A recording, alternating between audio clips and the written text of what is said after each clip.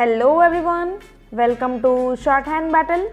I am Divya and I am going to dictate you a legal passage of 400 words from G.D.Bist magazine at the speed of 114 words per minute. So get ready for the dictation. 3, 2, 1 and go.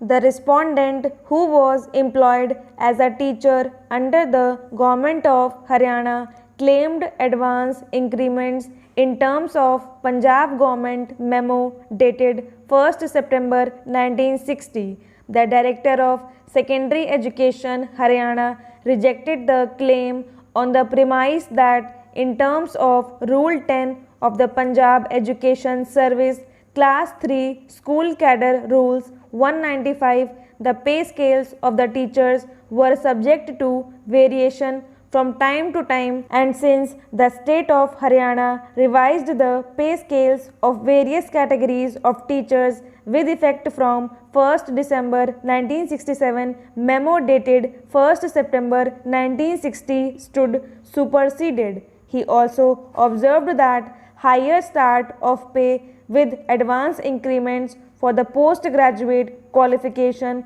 was provided only to masters or mistresses and not to other categories of teachers. The High Court allowed the writ petitions and directed that the respondent be given advance increments in terms of the Punjab government memo and the letter of the government of Haryana. Aggrieved, the state of Haryana filed the appeal. The teachers employed under the government of Haryana could claim benefit of the higher pay scales, advance increments, etc. in terms of the policy decision taken by the government of undivided Punjab, and instructions were issued by it only till the revision of their pay scales, which were made effective from 1st December 1967 and not thereafter. The question of revision of pay scales of the teachers employed under the government of Haryana was considered by the Education Commission, which is also known as Kothari Commission. The recommendations made by that commission were accepted by the President of India and were implemented by the state government with effect from 1st December 1967. After revision of the pay scales of various categories of teachers, the government of Haryana issued instructions for grant of monetary benefits in the form of personal pay to those government servants who improved their qualifications by undertaking further studies within the country and abroad.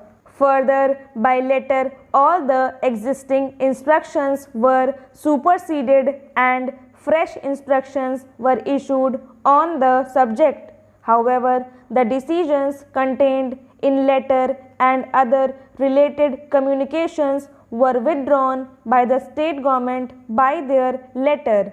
The High Court erred in accepting the plea of the respondents that revision of the pay scales of teachers with the retrospective date did not result in automatic supersession of the existing policy decisions. Stop.